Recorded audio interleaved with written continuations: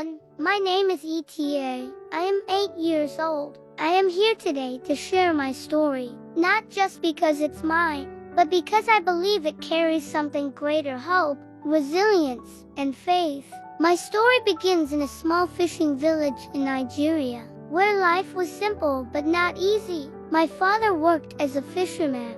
My mother sold vegetables in the market, and my little sister Amara was the light of our family. We didn't have much, but we had each other, and that made our small house feel like the biggest mansion in the world. But life has a way of changing without warning. One night, my parents sat me down and spoke of a new beginning. They said we were going to Europe, a land where dreams grow like trees, and opportunities bloom like flowers. At just 8 years old, I didn't fully understand what it meant, but I could see hope in their eyes.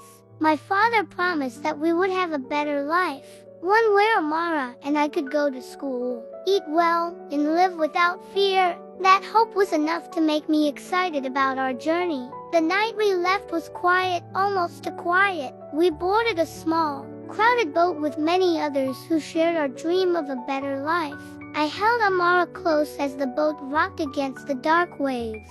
At first, the sea felt like an adventure, a thrilling ride to something new. But as hours turned into days, the waves grew taller and the sky darker. I began to feel a kind of fear I had never known before, a fear that something terrible was coming. And then it happened. A monstrous wave crashed into our boat, tipping it sideways. People screamed as we were thrown into the cold, merciless water. I clung to Amara as tightly as I could, but the current was too strong. The last thing I remember was her small hand slipping from mine as the sea swallowed us whole. When I woke up, I was on the shore, coughing up water and shaking with cold. I screamed for my family, but only silence answered me. My heart broke into a million pieces as I realized they were gone: my mother, my father, my baby sister. The people who were my entire world had been taken by the sea, leaving me alone,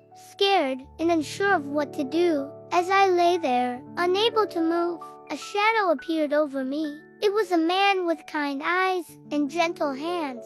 His name was Ibrahim, and he became the reason I am standing before you today. Ibrahim wrapped me in a blanket and gave me food and water. He didn't ask me any questions at first. He just stayed by my side, offering the kind of comfort that words could never provide. Ibrahim took me to his small home, where he lived alone. Over the weeks that followed, he became my protector, my guide, and my friend. He told me stories of his own struggles, of how he had lost his family too, and how he found strength in helping others. He taught me that even in the darkest times, we can find light if we look for it. It wasn't easy. There were nights when I cried myself to sleep, missing my family so much that it felt like my heart was being torn apart. But Ibrahim would remind me of something my mother used to say: God never leaves us, even when it feels like the world has. I began to pray, not just for my family, but for the strength to keep going. Faith became my anchor. I started to believe that even though my family was gone, their love was still with me. I imagined my father's strong arms guiding me, my mother's gentle voice encouraging me, and Amara's laughter reminding me to smile. Slowly, I found hope again. Today, I share my story not to make you sad, but to remind you of the strength we all have inside us. Life can be unfair, cruel even, but it can also be beautiful. I've learned that every ending is also a beginning, and every loss can teach us to love even more deeply. So, to anyone who feels lost or broken, I want you to know this: you are not alone. Even when the storm is raging and the waves feel like they'll drown you, there's always a hand waiting to pull you to safety. For me, that hand was Ibrahim's. For you, it might be someone else, or even the strength within yourself. My name is ETA, and I am 8 years old. I have known loss, but I have also known love.